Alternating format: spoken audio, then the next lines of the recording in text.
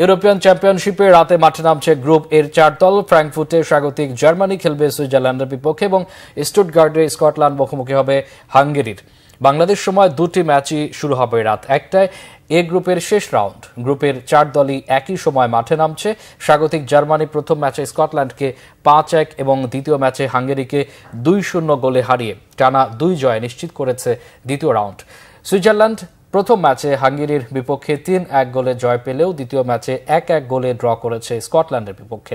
ফলে 2 match 4 point নিয়ে সুইসদের দ্বিতীয় রাউন্ড এখনও নিশ্চিত না হলেও রাউন্ড অফ 16-এ যাবার বিষয়ে সুইসরা ভালোই অবস্থানে, কারণ গোল পার্থক্যে সুইসরা +4 এবং তৃতীয় স্থানে থাকা স্কটল্যান্ড -4। ফলে গ্রুপের শেষ ম্যাচে সুইসরা স্বাগতিক জার্মানির বিপক্ষে অনেক বড় ব্যবধানে না হারলেই হবে। হাঙ্গেরির বিপক্ষে স্কটল্যান্ড জয় হলে স্কটিশদের পয়েন্ট হবে 4। সেক্ষেত্রে গোল ব্যবধানটাই বিবেচ্য হবে। অবশ্য স্কটল্যান্ডের গ্রুপেও তৃতীয় হয়েও দ্বিতীয় রাউন্ডে যাবার সুযোগ থাকছে, কারণ 6 গ্রুপের শীর্ষ 2 দল ছাড়াও গ্রুপে তৃতীয় স্থানে থাকা সেরা 4 দলের সুযোগ হবে রাউন্ড অফ 16-এ খেলার।